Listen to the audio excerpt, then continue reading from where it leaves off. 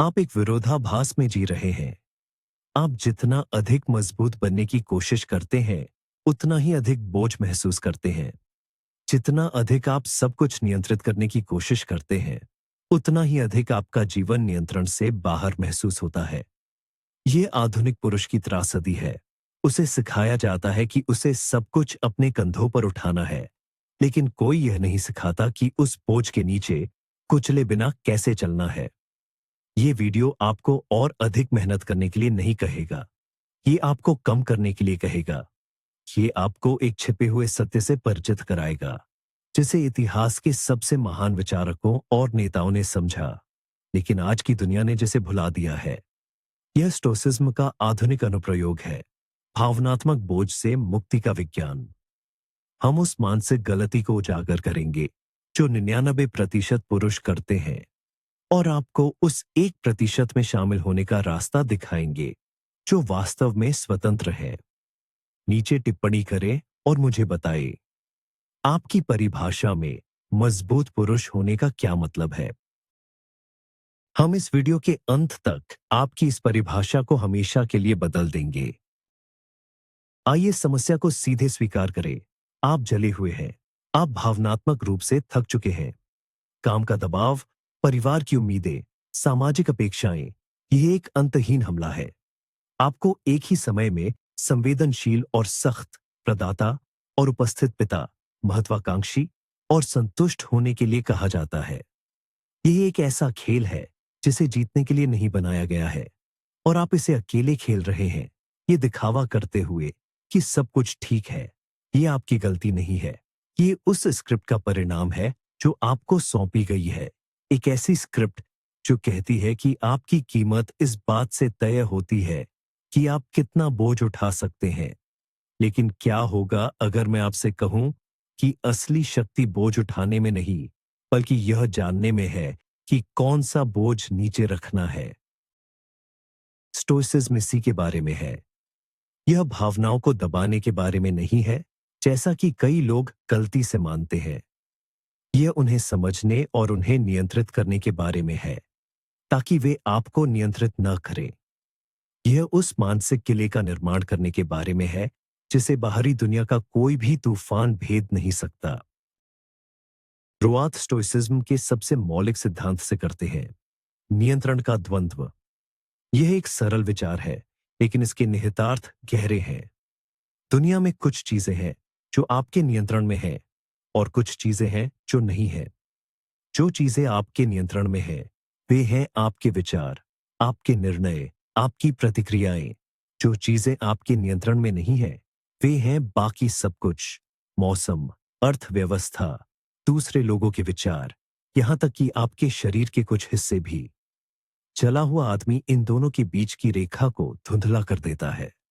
वह बाहरी चीजों को नियंत्रित करने की कोशिश में अपनी सारी ऊर्जा बर्बाद कर देता है।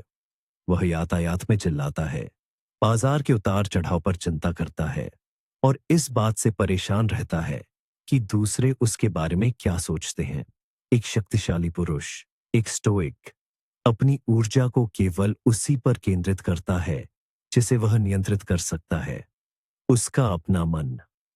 यह पहला कदम है, यह स्वीकार करना कि आप ब्रह्मांड के स्वामी नहीं हैं, बल्कि आप अपने मन के स्वामी हैं, और यहीं पर सारी शक्ति निहित है। कि एक जिम्मेदार आदमी सब कुछ अपने ऊपर ले लेता है, यह एक खतरनाक आधा सच है। हाँ, आप अपने कार्यों के लिए जिम्मेदार हैं। आप अपने परिवार के प्रति अपनी प्रतिबद्धताओं के लिए जिम्मेदार हैं, लेकिन आप परिणामों के लिए जिम्मेदार नहीं हैं। आप एक प्रस्तुति देने के लिए जिम्मेदार हैं, लेकिन आप इस बात के लिए जिम्मेदार नहीं हैं कि क्लाइंट हाँ कहता है या नहीं। आप अपने बच्चे को अच्छे मूल्य सिखाने के लिए जिम्मेदार हैं, लेकिन आप इस बात के लिए जिम्मेदार नहीं हैं कि वे बड़े होकर कौन से विकल्प चुनते हैं। स्टोइक जिम्मेदारी और लगाव के बीच अंतर करता है। वह अपना कर्तव्य पूरी लगन से करता है, लेकिन वह परिणाम से भावनात्मक रूप से अलग रहता है। जला हुआ आदमी हर परिणाम को अपनी पहचान से जोड़ता है। अगर सौदा विफल हो जाता है, तो वह महसूस करता है कि भी एक विफलता है। ये एटलस कॉम्प्लेक्स है। दुनिया को अपने कंधों पर उठाने की जरूरत महसूस करना, लेकिन आप एटलस नहीं हैं। और दुनिया को आपकी जरूरत नहीं है कि आप उसे उठाएं। उसे आपकी जरूरत है कि आप अपना हिस्सा करें और बाकी को जाने दें। खंड 3, आंतरिक गढ़ का निर्माण। कल्पना कीजिए कि आपके मन के अंदर एक किला है, एक अभेद्य गढ़।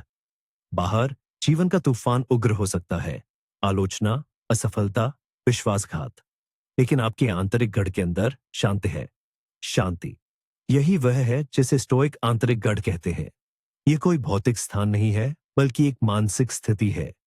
ये आपके तर्क, आपके मूल्यों और आपके सिद्धांतों से बना है। जब आप बाहरी घटनाओं को अपनी शांति भंग करने की अनुमति देते हैं, तो आप अपने किले के द्वार खुले छोड़ रहे हैं। लेकिन जब आप याद रखते हैं कि आपको परेशान करने वाली घटनाएं स्वयं नहीं हैं, बल्कि उन घटनाओं के बारे में आपके निर्णय हैं, तो आप द्वार बंद कर लेते हैं। कोई आपको अपमानित नहीं कर सकता जब तक कि आप यह तय न कर लें कि उनके शब्द अपमानजनक हैं। कोई भी स्थिति आपको दुखी नहीं कर सकती जब तक कि आप यह तय न कर लें कि यह एक दुखद घटना है। यह शक्ति है, यह नियंत्रण है, ये आपकी भावनात्मक संप्रभुता को पुनः प्राप्त करने की प्रक्रिया है। खंड 4, धारणा की शक्ति। दो आदमी एक ही ट्रैफिक जाम में फंसे हैं। पहला आदमी हॉर्न बजा रहा है, चिल्ला रहा है, उसका रक्तचाप बढ़ रहा है। उसके लिए यह एक आपदा है, एक व्यक्तिगत अपमान है। दूसरा आदमी शांति से बैठा है, एक ऑडियो बुक सुन रहा है या बस अपने विचारों के साथ है। उसके लिए यह अप्रत्याशित खाली समय का एक क्षण है। घटना वही है, प्रतिक्रिया बिल्कुल अलग है। ऐसा क्यों है? क्योंकि उनकी धारणाएं अलग हैं। स्टोइक दार्शनिक एपिक्टेटस ने कहा था, मनुष्यों को चीजों से नहीं, बल्कि वे जो विचार रखते हैं उनसे परेशान होते हैं। आपका बर्नआउट आपकी परिस्थितियों का परिणाम नहीं है, ये आपकी परिस्थितियों की आपकी व्याख्या का परिणाम है। ये समझना कि आपके पास अपनी धारणा चुनने की शक्ति है, खेल को बदल देता है। आप हर स्थिति को एक बाधा के रूप में देख सकते हैं, या आप इसे एक अवसर के रूप में देख सकते हैं। अभ्यास करने, सीखने, मजबूत बनने का अवसर। चुनाव हमेशा आपका होता है। ज्यादातर पुरुष इस चुनाव को अनजाने में करते हैं। एक शक्तिशाली पुरुष इसे जानबूझकर करता है। बस, यह उल्टा लग सकता है, लेकिन सबसे खराब स्थिति की कल्पना करना वास्तव में आपको शांत और अधिक लचीला बना सकता है। इसे प्रीमेडिटेटिव मेलोरम या बुराइयों का पूर्व ध्यान कहा जाता है। हर सुबह कुछ पल यह सोचने में बिताएं कि क्या गलत हो सकता है। आपकी कार स्टार्ट नहीं हो सकती। आप एक महत्वपूर्ण ग्राहक खो सकते हैं। कोई प्रिय व्यक्ति बीमार पड़ सकता है। इसका उद्देश्य निराशावादी होना नहीं है। इसका उद्देश्य दो चीजें हासिल करना है। पहला, कृतज्ञता। जब आप कल्पना करते हैं कि आपके पास जो कुछ है उसे खो दिया है, तो आप उसकी और भी अधिक सराहना करते हैं। दूसरा, तैयारी। जब आप पहले से ही सबसे खराब स्थिति पर विचार कर चुके होते हैं, तो यह आपको उतना झटका नहीं देता है अगर यह वास्तव में होता है। आपने मानसिक रूप से इसका पूर्वाभ्यास कर लिया है। यह आपको उन चीजों के प्रति भावनात्मक रूप से टीका लगाता है जिनसे आप डरते हैं। जला हुआ आदमी भविष्य की चिंताओं से बचता है, जिससे वे और अधिक शक्तिशाली हो जाते हैं। स्टोइक जानबूझकर उनका सामना करता है, जिससे उनकी शक्ति छीन ली जाती है। और फाती, अपने भाग्य से प्रेम करो। ये स्टोइसिज्म का शायद सबसे उन्नत और शक्तिशाली विचार है।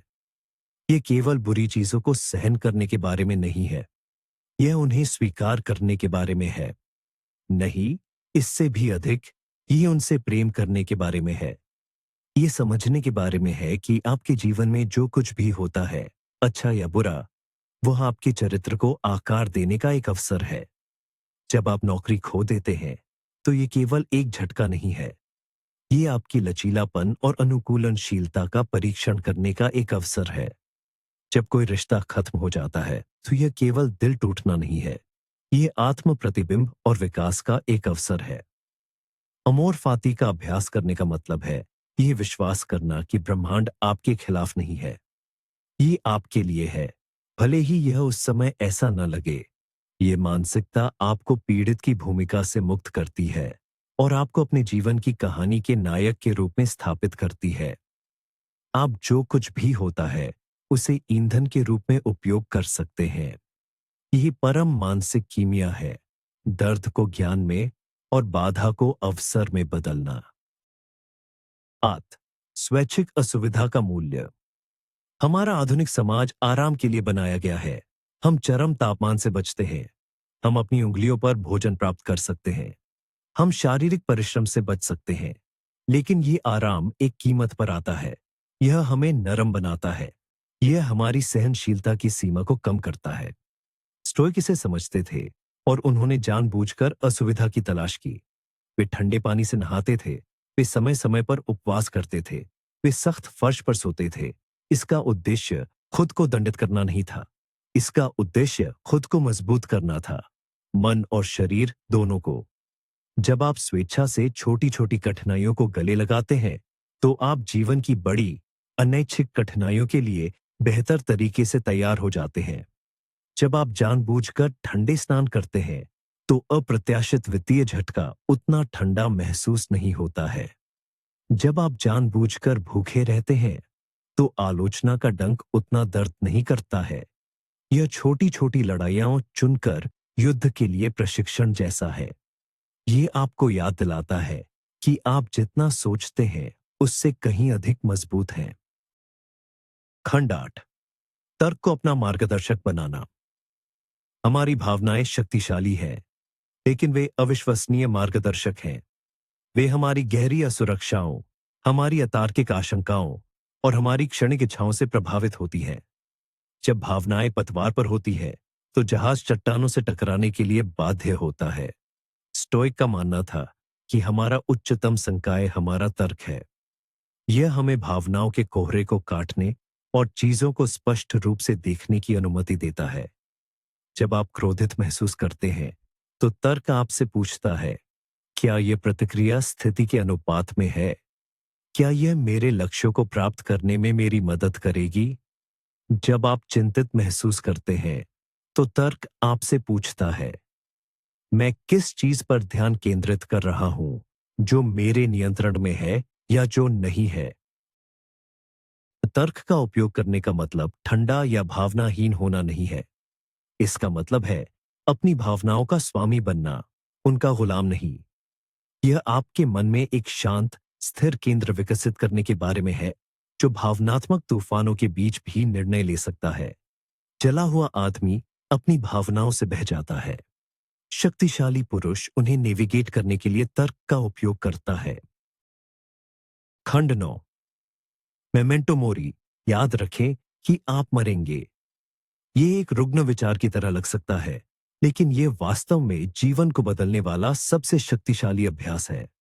अपनी मृत्यु दर का सामना करना आपको छोटी छोटी महत्वहीन चीजों पर ध्यान केंद्रित करना बंद करने और जो वास्तव में मायने रखता है, उस पर ध्यान केंद्रित करने के लिए मजबूर करता है। जब आप याद करते हैं कि आपका समय सीमित है, तो आप इसे दूसरों की राय के बारे में चिंता करने, मामूली अपमान पर नाराजगी जताने या उन चीजों का पीछा करने में बर्बाद करने की संभावना कम करते हैं, जो आपको सच्ची संतुष्टि नहीं देते हैं। ये परम स्पष्टता उपकरण है। क्या यह बहस इसके लायक है, यह देखते हुए कि आपके पास सीमित दिन है? क्या यह डर आपको उस चीज को करने से रोक रहा है जिसे आप प्यार करते हैं, यह जानते हुए कि आपके पास हमेशा के लिए नहीं है? मेमेंटो मोरी आपको साहसी, निर्णायक और प्रामाणिक होने के लिए प्रेरित करता है। यह आपको उस बोझ को छोड़ने के लिए कहता है जो मायने नहीं रखता। अहंकार का बोझ, आक्रोश का बोझ, टाल मटोल का बोझ, और उस जीवन को अपनाने के लिए जो आपके सामने है, इसकी सभी क्षणभंगुर सुंदरता के साथ। खंड 10 ऊपर से देखें। यह एक शक्तिशाली ध्यान अभ्यास है। अपनी आंखें बंद करें और कल्पना करें कि आप अपने शरीर से ऊपर तैर रहे हैं। आप अपने कमरे, अपने घर, अपने शहर को देखते हैं। आप ऊपर और ऊपर तैरते रहते हैं, जब तक कि आपका देश एक नक्शे पर एक पैच न हो और फिर पूरा ग्रह नीचे एक नीला संगमरमर हो। आप सितारों और आकाश गंगाओं के माध्यम से पीछे हटते रहते हैं। इस विशाल ब्रह्मांडीय परिप्रेक्ष्य से अपनी समस्याओं को देखें। वह समय सीमा जिसके बारे में आप चिंतित हैं, वह बहस जो आपने की थी, वे छोटी छोटी चिंताएं जो आपके दिन को खा रही हैं, इस विशाल ब्रह्मांडीय पैमाने पर वे कितनी महत्वहीन लगती हैं। इसका उद्देश्य आपकी समस्याओं को अमान्य करना नहीं है, वे आपके लिए वास्तविक हैं। इसका उद्देश्य उन्हें उनके उचित आकार में सिकोड़ना है। यह आपको उस आत्म महत्व से मुक्त करता है जो इतना अधिक तनाव पैदा करता है। आप ब्रह्मांड के केंद्र नहीं हैं। आपकी समस्याएं ब्रह्मांडीय पैमाने पर नहीं हैं। यह एहसास अविश्वसनीय रूप से मुक्तिदायक है। यह आपको अपने कंधों से दुनिया का वजन उतारने की अनुमति देता है। खंड 11। इच्छा का अनुशासन। हम जो चाहते हैं उससे बहुत दुख होता है। हम धन चाहते हैं, हम प्रसिद्ध चाहते हैं, हम दूसरों से प्यार चाहते हैं। स्टोइक सिखाते हैं कि इन बाहरी चीजों की इच्छा करना खुद को दुख के लिए स्थापित करना है, क्योंकि वे हमारे नियंत्रण से बाहर हैं। बाजार गिर सकता है, प्रसिद्धि फीकी पड़ सकती है, लोग हमें छोड़ सकते हैं। तो समाधान क्या है? इच्छा करना बंद करना? नहीं, समाधान है केवल वही चाहना जो हमारे नियंत्रण में है। आप क्या नियंत्रित कर सकते हैं? आप एक गुणी व्यक्ति बनना चाह सकते हैं। आप हर स्थिति में अपना सर्वश्रेष्ठ प्रदर्शन करना चाह सकते हैं। आप शांत और तर्कसंगत रहना चाह सकते हैं। जब आपकी इच्छाएं पूरी तरह से आपके नियंत्रण में होती है, तो आप कभी निराश नहीं हो सकते।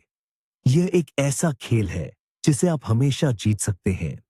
जला हुआ आदमी लगातार बाहरी चीजों का पीछा करता है, हमेशा असंतुष्ट रहता है। शक्तिशाली पुरुष आंतरिक उत्कृष्टता की खेती करता है और संतोष पाता है। खंड 12। कार्रवाई का अनुशासन। स्टोइसिज्म निष्क्रिय दर्शन नहीं है। यह सोफे पर बैठकर ब्रह्मांड के बारे में सोचने के बारे में नहीं है। यह दुनिया में कार्रवाई करने के बारे में है, लेकिन सही तरीके से। कार्रवाई का अनुशासन कहता है कि हमें हमेशा सामान्य भलाई के लिए कार्य करना चाहिए। हमें दूसरों की सेवा में होना चाहिए। यह विरोधाभासी लग सकता है। अगर आप पहले से ही बोझ महसूस कर रहे हैं, तो आप दूसरों की सेवा कैसे कर सकते हैं? लेकिन यहां रहस्य है, जब आप अपने से बड़ी किसी चीज पर ध्यान केंद्रित करते हैं, तो आपकी अपनी समस्याएं सिकुड़ जाती हैं। दूसरों की सेवा करना आपको अपने आत्म केंद्रित विचारों से बाहर निकालता है। ये आपको उद्देश्य और अर्थ की भावना देता है। ये इस बारे में नहीं है कि हर किसी की हर समस्या का समाधान किया जाए। ये आपके प्रभाव क्षेत्र में, आपके नियंत्रण में जो कुछ भी है, उसे करने के बारे में है। एक दयालु शब्द की पेशकश करना, एक सहकर्मी की मदद करना, एक अच्छा पिता बनना। यह इस एहसास के बारे में है कि हम सभी इसमें एक साथ हैं। यह आपको अलगाव की भावना से मुक्त करता है, जो बर्नआउट को बढ़ावा देता है। खंड 13। सहमति का अनुशासन। आपके और बाहरी दुनिया के बीच एक फिल्टर है।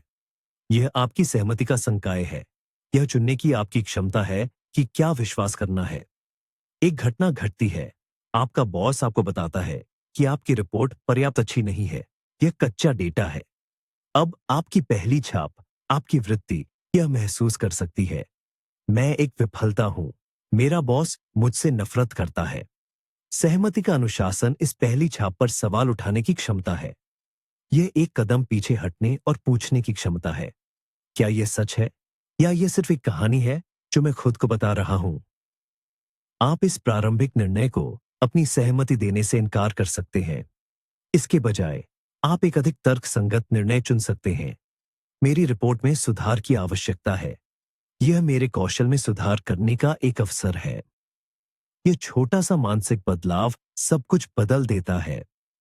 यह आपको भावनात्मक प्रतिक्रिया से मुक्त करता है और आपको तर्कसंगत कार्रवाई के स्थान पर रखता है। अधिकांश पुरुष अपनी पहली छापों के गुलाम होते हैं। एक स्टोइक उनका न्यायाधीश होता है। खंड 14। दुश्मन घटना नहीं, भावना है। हम सोचते हैं कि हमारी समस्याएं वहां बाहर हैं, नौकरी छूटना, रिश्ता टूटना, स्वास्थ्य समस्या। लेकिन स्टोइक दृष्टिकोण यह है कि वास्तविक दुश्मन हमारे अंदर है। ये इन घटनाओं के प्रति हमारी अनियंत्रित भावनात्मक प्रतिक्रिया है। नौकरी छूटना सिर्फ एक तथ्य है। यह डर, शर्म और चिंता की भावनाएं हैं जो हमें पीड़ा देती है। आप बाहरी घटनाओं को हमेशा नियंत्रित नहीं कर सकते, लेकिन आप हमेशा अपनी आंतरिक प्रतिक्रिया को नियंत्रित करने का प्रयास कर सकते हैं। यह स्वीकार करने के लिए एक कट्टरपंथी बदलाव है। ये दोष को बाहरी दुनिया से हटाकर अपने ऊपर ले जाता है, विशेष रूप से आपके निर्णयों और धारणाओं पर। पहले तो ये भारी लग सकता है, लेकिन ये वास्तव में शक्ति का अंतिम कार्य है। यदि समस्या आपके अंदर है, तो समाधान भी आपके अंदर है। आपको दुनिया के बदलने का इंतजार करने की जरूरत नहीं है। आप अभी इसी क्षण बदलना शुरू कर सकते हैं। खंड 15। शिकायत के बजाय कार्रवाई। शिकायत करना कमजोरी की भाषा है। यह एक मौन स्वीकारोक्ति है कि आप शक्तिहीन हैं, कि आप परिस्थितियों के शिकार हैं। यह उस मानसिक ऊर्जा को बर्बाद करता है जिसे कार्रवाई पर खर्च किया जा सकता है। जब किसी कठिनाई का सामना करना पड़ता है, तो जले हुए आदमी की डिफॉल्ट प्रतिक्रिया शिकायत करना होती है। वह सिस्टम के बारे में, अपने बॉस के बारे में, अपनी बुरी किस्मत के बारे में शिकायत करता है। एक शक्तिशाली पुरुष की डिफॉल्ट प्रतिक्रिया पूछना है, मैं यहां क्या कर सकता हूं? मेरे नियंत्रण में क्या है? हो सकता है कि वह पूरी स्थिति को ठीक न कर सके, लेकिन हमेशा कुछ ऐसा होता है जो वह कर सकता है। वह जानकारी इकट्ठा कर सकता है, वह मदद मांग सकता है, वह एक योजना बना सकता है, वह अपनी प्रतिक्रिया को नियंत्रित कर सकता है। शिकायत करना आपको एक निष्क्रिय भूमिका में रखता है। कार्रवाई, चाहे कितनी भी छोटी क्यों न हो, आपको ड्राइवर की सीट पर वापस बिठा देती है। यह बोझ उठाने के बारे में नहीं है, यह पतवार लेने के बारे में है। खंड 16। सिंपैथिया, ब्रह्मांडीय संबंध। यह एहसास है कि हम सभी एक बड़े पूरे का हिस्सा हैं। मानवता, प्रकृति, ब्रह्मांड।